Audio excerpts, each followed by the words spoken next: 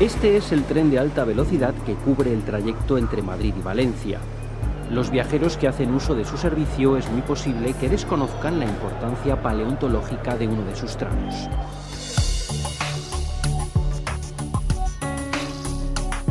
Es en Cuenca, cerca del municipio de Fuentes, donde en el año 2007, durante las obras del AVE Madrid-Levante, apareció un yacimiento conocido como Lo Hueco. Allí se descubrió una enorme fuente de fósiles que aún genera ambiciosos proyectos. Y de esos proyectos, grandes resultados en el campo de la paleontología y en especial de los dinosaurios. Son innumerables los restos de cocodrilos, tortugas y dinosaurios de hace millones de años que ahora están viendo la luz, pero entre todos ellos destacó uno en especial, el fósil de una caja craneana a partir del que, gracias a las nuevas técnicas de radiografía computerizada, se ha conseguido reproducir su cerebro y su oído interno.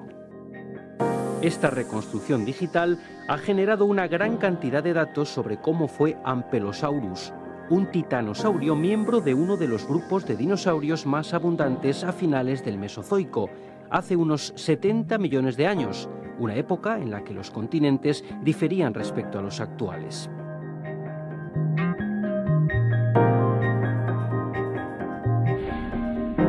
En nuestros días, la provincia de Cuenca tiene un paisaje típicamente castellano-manchego, formado por millones de años de variaciones geográficas.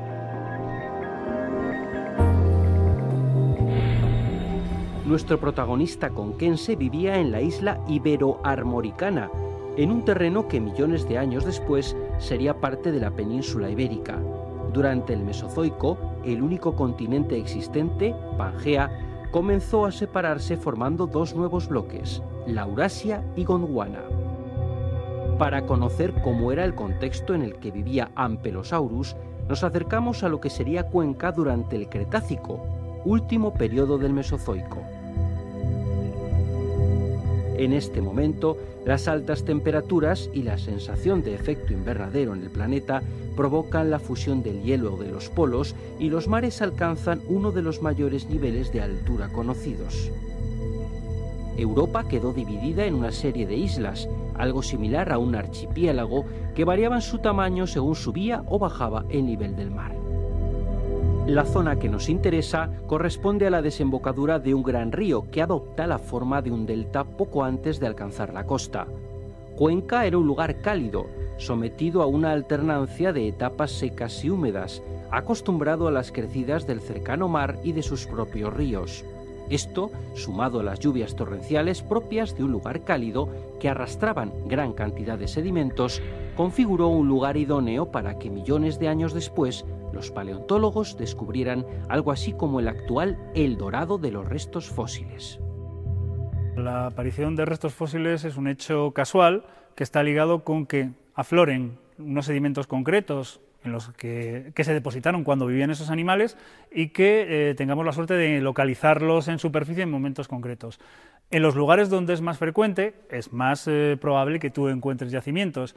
Y en el surco que genera la Ibérica, que viene pues, desde el norte de Castellón, Teruel, Cuenca y que se va hasta Valencia, son muy frecuentes, es muy frecuente que se den las condiciones para que aparezcan este tipo de sedimentos y por lo tanto este tipo de yacimientos. En Cuenca la singularidad, de nuevo, probablemente sea puramente casual, es que tenemos dos yacimientos muy especiales con características muy distintas y que son muy singulares.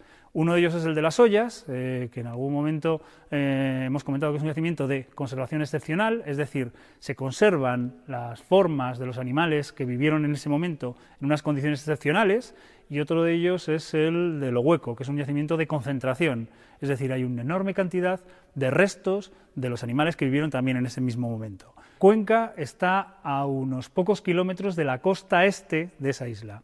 Y en el momento en el que se deposita Lo Hueco y en ese lugar lo que tenemos es la desembocadura de un gran río que hace un delta con múltiples canales que están a punto de llegar a ese mar. Bueno, pues en ese lugar concreto es en el que se depositan los dinosaurios de Lo Hueco. El trabajo colaborativo entre instituciones como la Universidad Nacional de Educación a Distancia y el Consejo Superior de Investigaciones Científicas ha provocado que hoy podamos conocer interesantes aspectos sobre uno de los enormes animales que poblaron la Tierra hace unos 70 millones de años.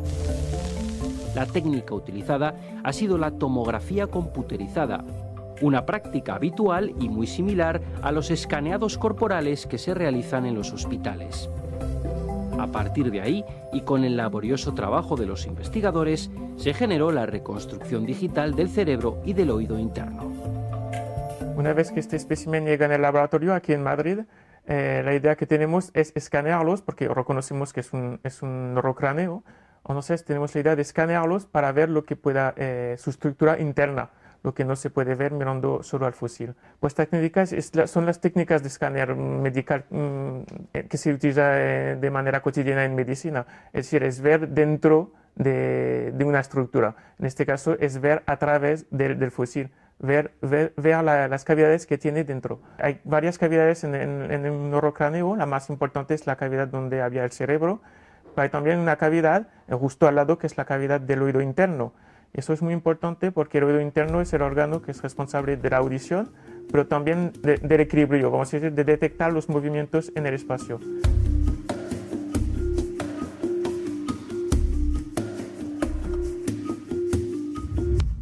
Entonces aquí vemos el neurocráneo, es el fósil, y lo que podemos hacer gracias al escáner al final del estudio es quitar los huesos para ver la cavidad.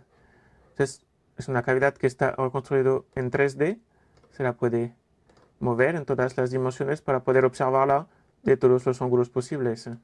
Entonces, lo que vemos son varias estructuras, una estructura en azul aquí que es el cerebro, esta parte de delante es la parte de los hemisferios cerebrales, la parte en rosa es el oído interno que hablábamos antes, y las estructuras amarillas son los nervios craneales.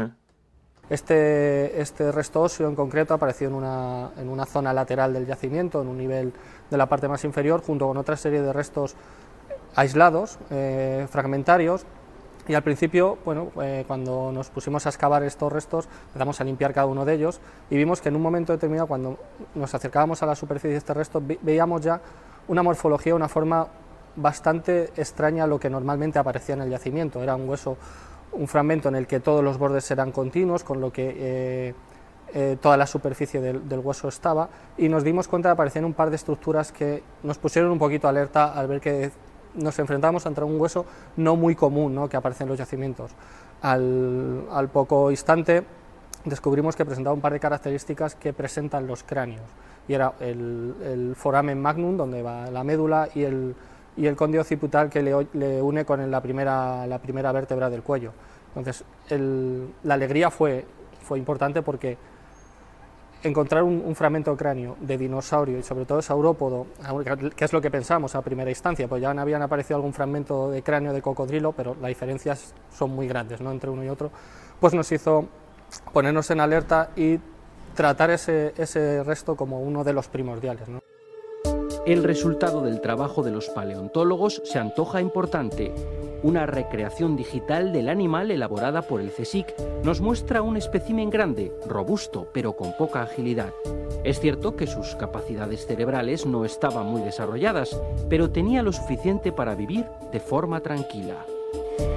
Todos recordamos los diplodocus, estos animales con la cola larga, el cuello largo, 4 patas, comiendo allí de las copas de los árboles. Bueno, estos son los descendientes de este tipo de animales. Muchos millones de años después, los únicos saurópodos que quedaban en el planeta son estos titanosaurios. Bueno, pues el animal al que pertenece este cráneo que se ha estudiado ahora es uno de estos saurópodos. ¿Qué pasaba con este animal? Pues que hemos podido identificar que tenía un cerebro de pequeñas dimensiones. Ya lo esperamos cuando estamos hablando de dinosaurios no avianos, esperamos cerebros de pequeñas dimensiones, que es lo mismo que tienen otros reptiles, que es lo mismo que tienen otros cocodrilos y otros animales como los cocodrilos, y son perfectamente funcionales.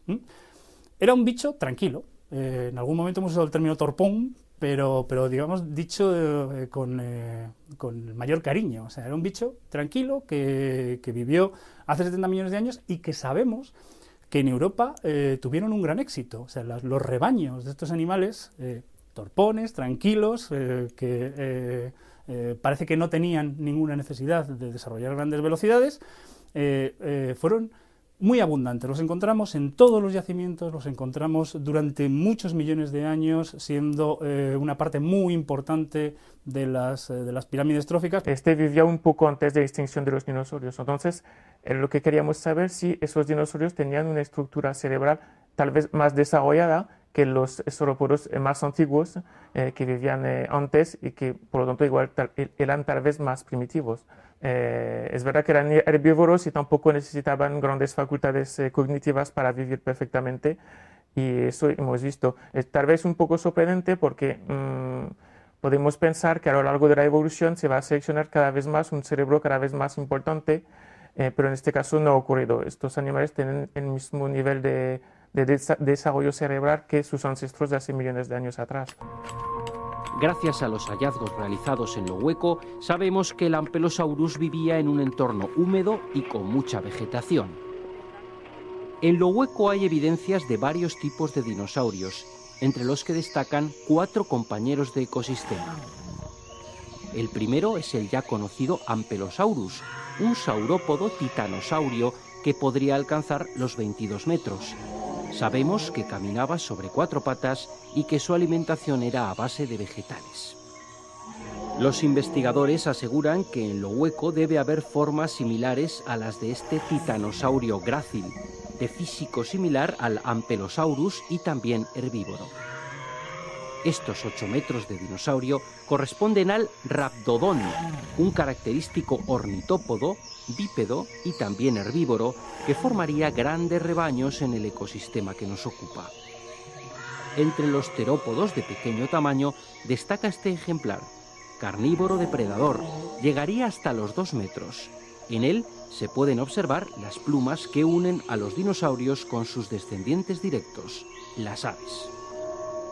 Con los fósiles que vamos restaurando y vamos publicando y vamos analizando, llegar a la certeza absoluta de cómo sería el ecosistema vamos a tardar bastante tiempo, pero cada vez vamos cerrando más huecos de lo que podría ser. En cuanto a faunas, cada vez estamos más cerca y poco a poco estamos empezando a analizar otro tipo de restos, como son restos vegetales y restos de pequeños invertebrados, que nos van a indicarnos en un futuro, esperemos no muy lejano, cómo era todo el resto del ecosistema que acompañaba a los dinosaurios. Los dinosaurios y los cocodrilos y las tortugas los vamos ya encajando, ¿no? Vamos viendo cómo era esa composición faunística, y ahora estamos empezando a completar esa composición faunística con la de otros seres, otras formas no tan llamativas, ¿no? Los invertebrados, e incluso con los peces que también vivían en los lagos y en los ríos por los que discurrían estos sedimentos.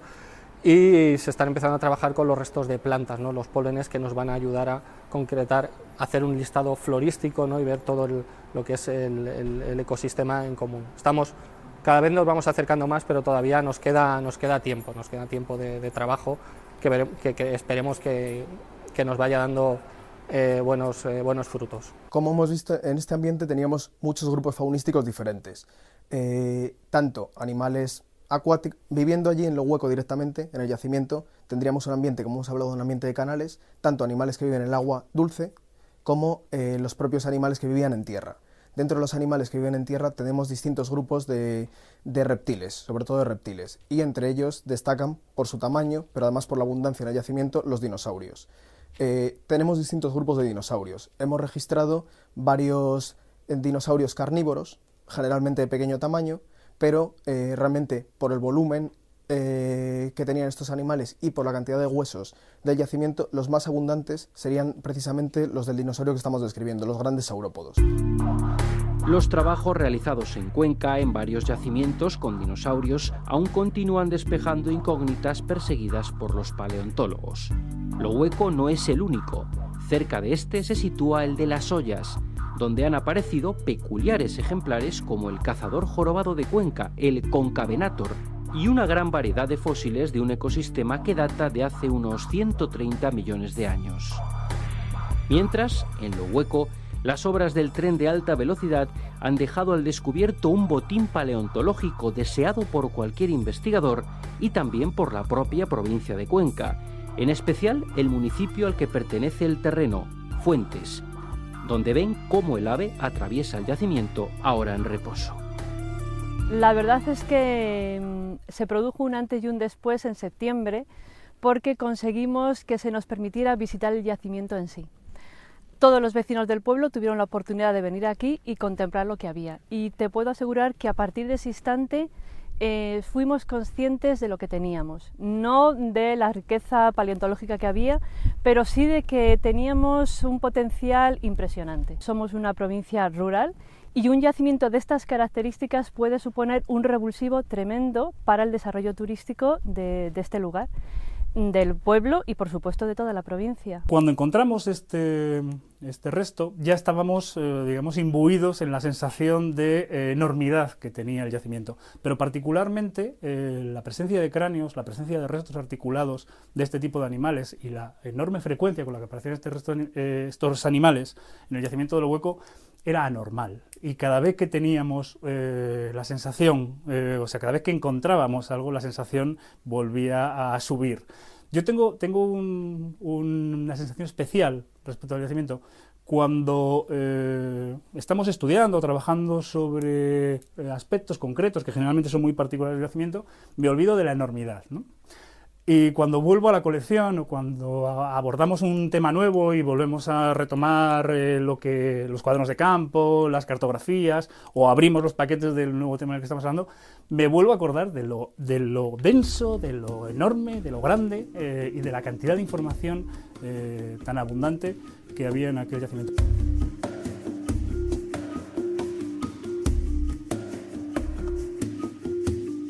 Realmente es un yacimiento, como hemos visto, es un yacimiento singular, es una cosa única. Los paleontólogos siempre estamos deseando encontrar material, encontrar fósiles, conocer esas claves para entender el pasado.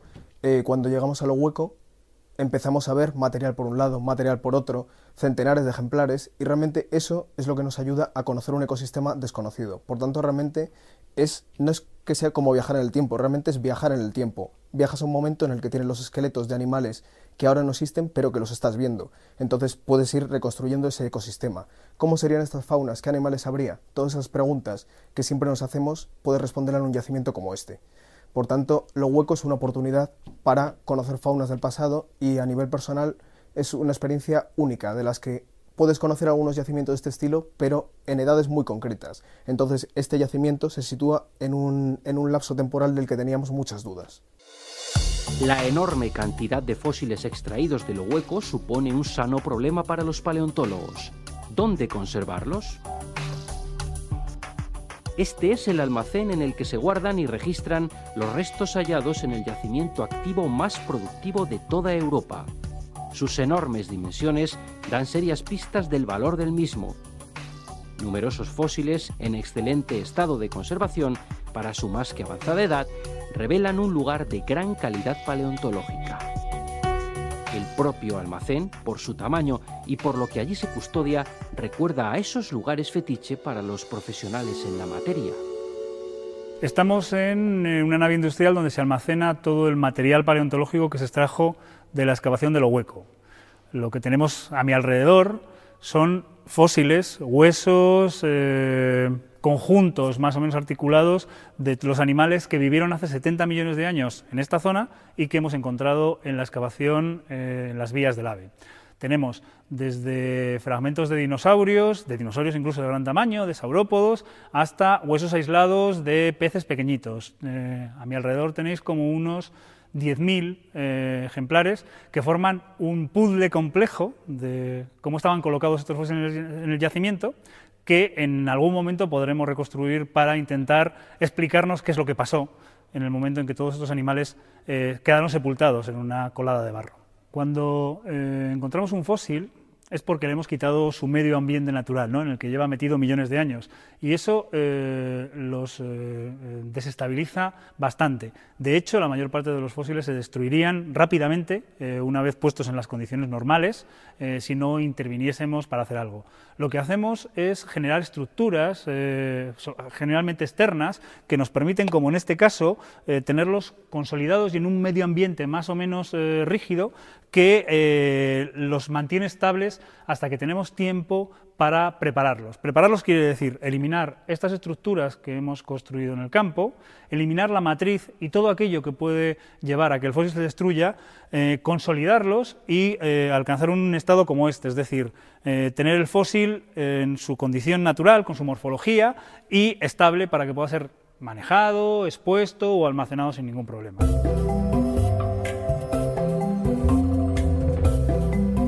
En la Facultad de Ciencias de la Universidad Nacional de Educación a Distancia tiene su laboratorio el Grupo de Biología Evolutiva de la UNED. Estos investigadores han contribuido de forma especial al desarrollo del yacimiento de Lo Hueco y muchas de las piezas allí extraídas. La recreación del cerebro y del oído interno del Ankylosaurus se enmarca en las actividades del equipo de investigación en Lo Hueco, que en gran medida es uno de los objetivos principales del grupo de la universidad. En este laboratorio se han identificado gran cantidad de fósiles de lagarto, cocodrilos, tortugas y varios dinosaurios, además de Ankylosaurus. Las tareas que allí se realizan están específicamente repartidas entre los paleontólogos que componen el grupo de biología evolutiva. La cadena es aparentemente sencilla, del anterior almacén al laboratorio. No miro cómo está ese yacimiento, sino cuál es la conservación que va a tener una vez eliminado ese sedimento o una vez realizadas las obras de preparación. O sea, una vez que se ha preparado, qué conservación va a tener en el tiempo. Entonces nosotros un poco lo que miramos desde aquí es cómo viene. Entonces los tafónomos ya han mirado cómo ha sido ese yacimiento y una vez que ha entrado en esto, cómo se va a conservar y cómo vamos a conseguir que estas piezas duren no eternamente, pero vamos a intentarlo. Entonces, bueno, pues en el caso de Lo Hueco están rellenas, bueno, aquí tenemos unos yesos que muchas veces deforman las piezas, pero uno de los problemas más grandes son las arcillas. En el caso de las arcillas se consolidan mal, tienen mucho movimiento, entonces eso es lo que realmente nos está dando graves problemas de conservación. Por aquí ha pasado una ínfima parte comparado con lo que salió. Yo estaba en la excavación cuando bueno, en 6 meses salieron unos 8.000 restos y por aquí habrán pasado como mucho 200 o 300. Incluso no han pasado de los mejores porque al estar aquí en un sitio pues realmente pequeño, muchas de las piezas salieron en bloques, entonces son grandes bloques que no cabrían en esta sala y han pasado pequeñas piezas, como veis, bueno, no tan pequeñas a lo mejor, pero dentro de lo que son las piezas que se localizaron en el yacimiento sí que son de las más, digamos, al estar individualizadas, son más pequeñas.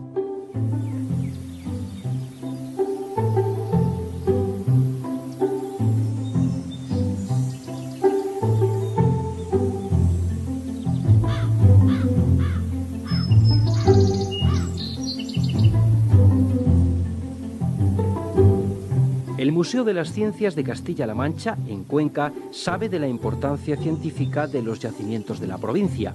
Entre naves espaciales y este gigantesco reloj que da la bienvenida a los visitantes está la sala dedicada a la paleontología, a los dinosaurios.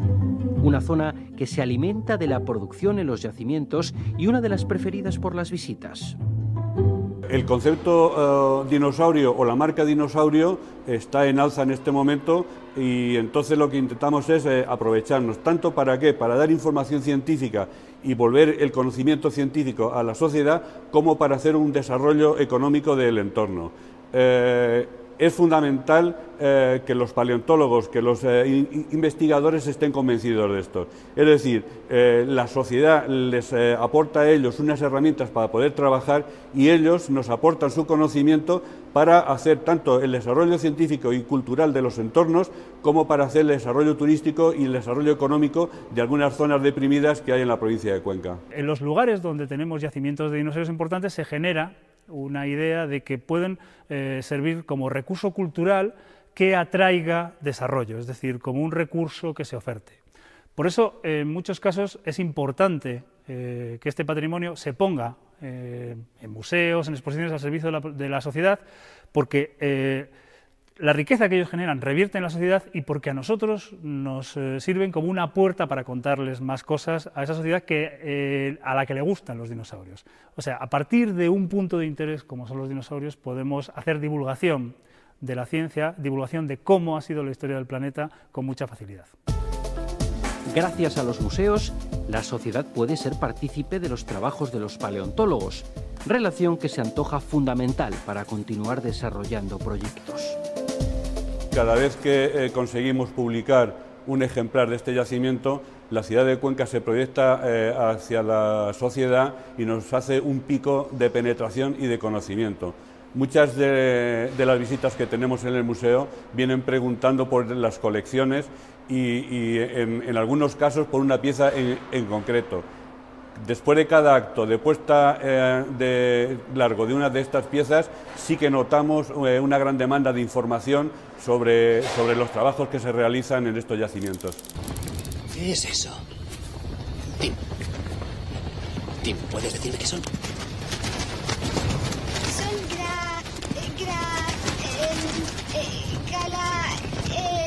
Gallimimus.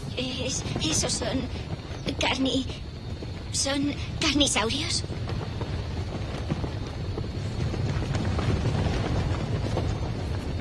Cambian de dirección a la vez, como una bandada de pájaros huyendo de un depredador. Pues... huyen hacia aquí.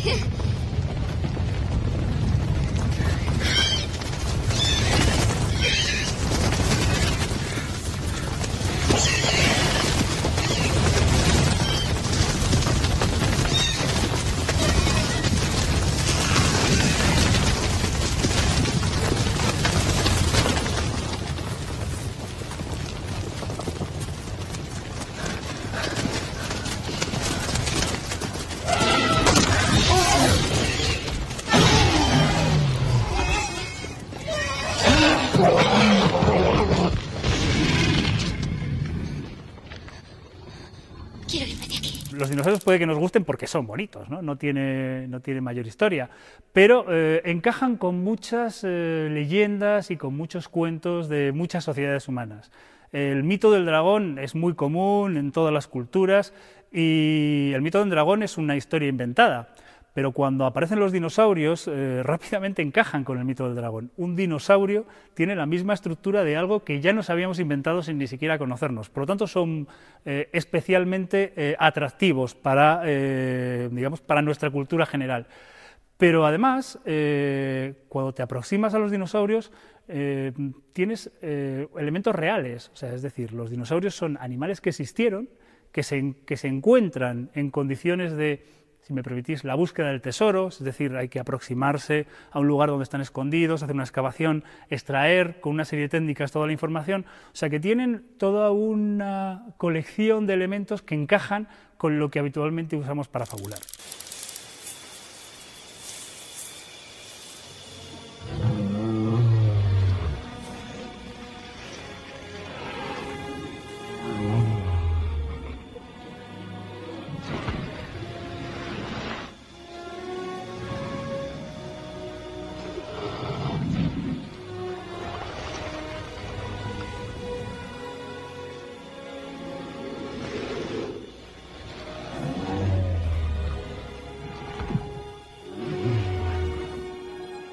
La película de Spielberg aumentó exponencialmente el interés del gran público por los dinosaurios, pero más allá del espectáculo existe un serio y profesional trabajo de los paleontólogos que se preocupan por descubrir cómo era el planeta mucho antes de que lo poblaran los seres humanos, cómo ha evolucionado la vida sobre la Tierra y ante qué procesos geológicos debemos estar preparados.